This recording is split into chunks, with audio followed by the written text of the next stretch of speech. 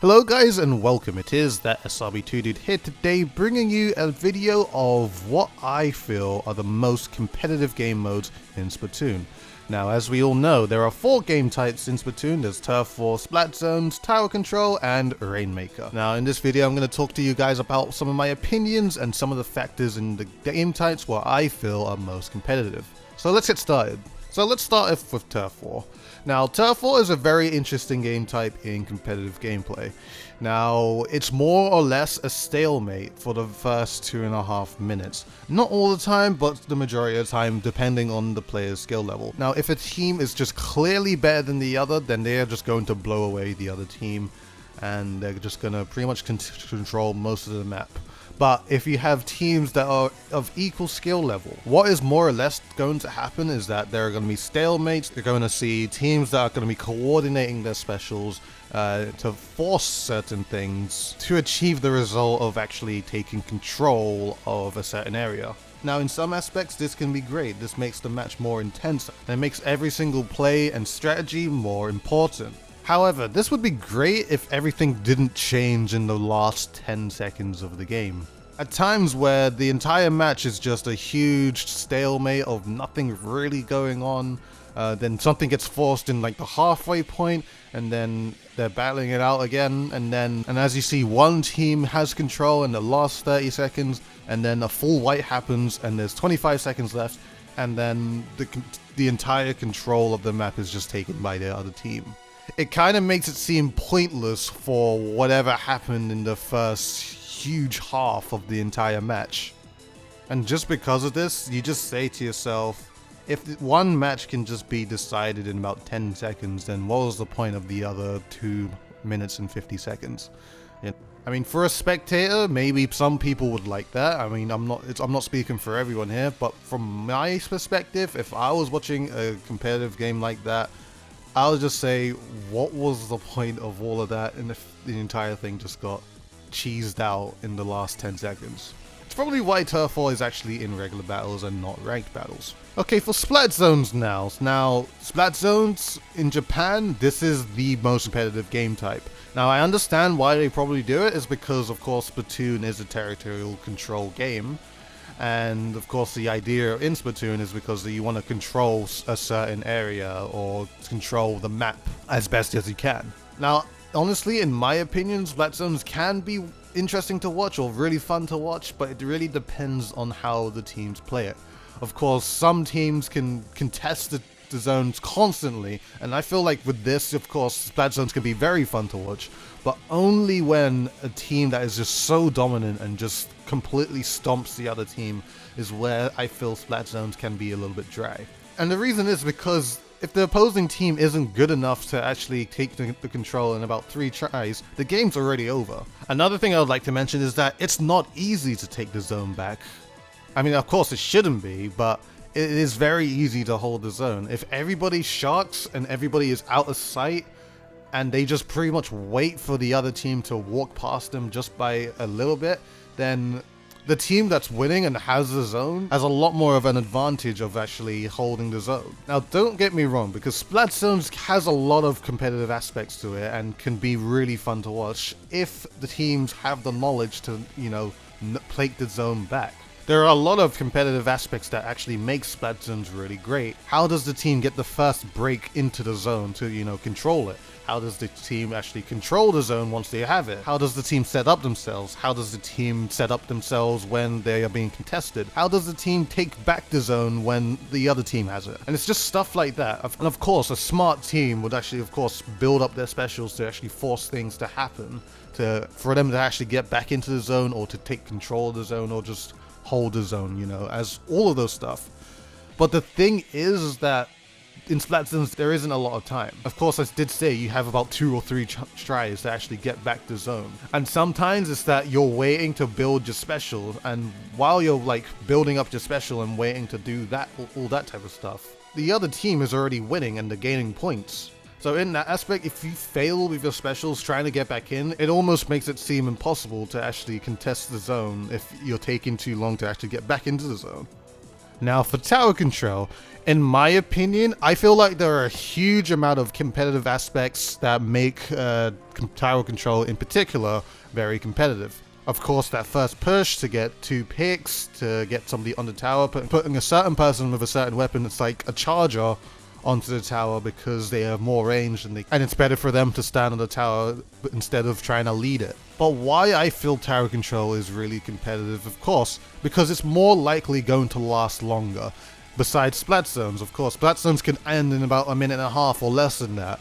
With tower control, you're pushing the tower, but the tower is moving really slow. Plus, there are multiple chances for where the other team can actually stop the tower. Of course, not like win the game straight away, but they have multiple chances of actually stopping the tower and basically pushing it back. That doesn't mean that the team that are pushing the tower aren't able to set up themselves to be prepared for what the opposing team is going to throw at them at certain specific places on the map.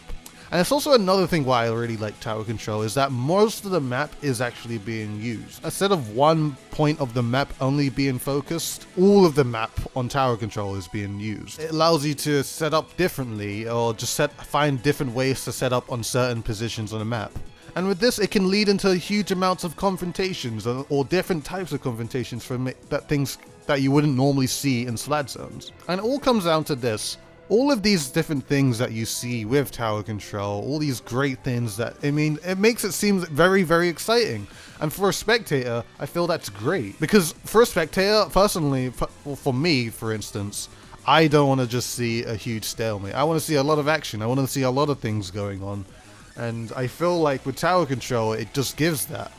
Last but not least, Rainmaker. This is the final game type in the ranked game modes. Now, Rainmaker is a very interesting game mode. It's where, you know, I think pretty much all of you guys know, but you pick up a goldfish to put it on a pedestal. That's pretty much it. You're pushing it to the other side of the opposing team's map. It's kind of like tower control, but you're more free to move it anywhere on the map as you'd like. Personally, I do really like Rainmaker. Like, the thing I really like about it, of course, is that the team who has picked up the Rainmaker has to be very, very protective of who's holding it. How it's usually played is that you push the Rainmaker somewhat to like a certain position with all your teammates protecting you as you're going along. And basically you stay in one position, well, the Rainmaker stays in one specific part of the map and wait for the other team to come and then see how they, like, I guess, ambush them to actually take the Rainmaker back, or basically shoot the person with the Rainmaker to force another thing to happen. In a sense, it's kind of like American football or rugby. Now, one nice thing about Rainmaker is that the lead can be taken back very, very quickly and somewhat fairly, unlike tower control. I mean, for instance, with tower control, if you push the tower a certain point, if you push it to that certain point again, the tower moves faster because you've already gained these specific points and such. But with Rainmaker, it's basically even playing ground. Like, you push the Rainmaker however fast you push it. And with this, it makes comebacks more of a thing. Like, I don't know if most of you have watched the Two Moons versus Shinryu match that happened in the Squidstorm land. I'm going to show you a few clips of what actually happened in this match.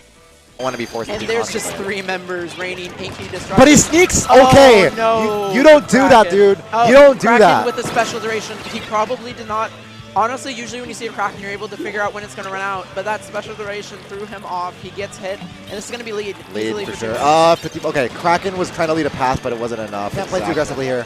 He has to recognize that the faults in his own play so far have been coming from playing too aggressively, and without the support of his team. Now with the support of his team, he's going in, getting at least 1 kill, looking for another. Sees the Dynamo. That Dynamo is over in the bump. That's so hard to do. Nice kill on the Spectre! And they get the lead! Oh my goodness, 26! Not a good enough push, but what they needed, especially. They can fill up instantly. If he gets a pop, he's getting Zuka, he's getting a kill. Is he gonna know? Oh! Okay, they're gonna stop at 22. Right to the top of bump. Honestly, that is one of the hardest areas to get another lead. They take that. There's no. Okay, they're actually gonna go down. Picks are gonna go down, but he's gonna call out Dude in court right now. Dude is going to be pulling Dude shenanigans like there's no tomorrow. They're moving it up. They have to be very wary here. 35 seconds left. The lead. They might not be able to hold, but they get there. Zuka's. What was that? Kraken in. He got the kill as well. Oh my god, that's a full wipe. That's a full wipe for 2 moons. Oh my god! god! And they take it. They Oh my god! Oh my god! Woo! Oh my Over to god! the left, over to the left. And that is the What face the hell? of a happy team. As you can see with Rainmaker, there are a lot of ways that you can come back. It just depends on how you structure your team and how you organize it, and who basically leads or paints the path for your team for you to actually, you know, make something happen for you to actually win the game. So, what I feel like the most competitive game modes are, like I said a lot of things. Of course, this video was a bit unscripted and a little bit unorganized, so I do apologize for that. But in my personal opinion, of course, Tower Control is first, Rainmaker is second, Splat Zones is third, and Turf War being the very bottom, fourth. So yes, this is pretty much going to conclude this video. I hope you guys enjoyed hearing my opinions. I hope you guys enjoyed hearing what I think about the game types and all that type of stuff. And also, before you go, I've left something in the description just to get some opinions of something. I have actually left a questionnaire of your top 5 tower control maps, your top 5 Rainmaker maps, and your top 5 Splat Zones. The questionnaire is in the description below, and I urge all of you guys to, you know, leave your opinions there because it'll help me out a bunch. And it's also just a lead to come into some discussion and just, you know, find out what the community likes more. So, yes, this is pretty much it. I hope you guys have enjoyed this video. Please like, favorite, comment, and subscribe to the channel if you have not already. Follow me on Twitter and Twitch, both in the description below. Do it for both if you're feeling generous. And as always, guys, this has been ThatSrb2DUDE, and I shall see you guys in a future video.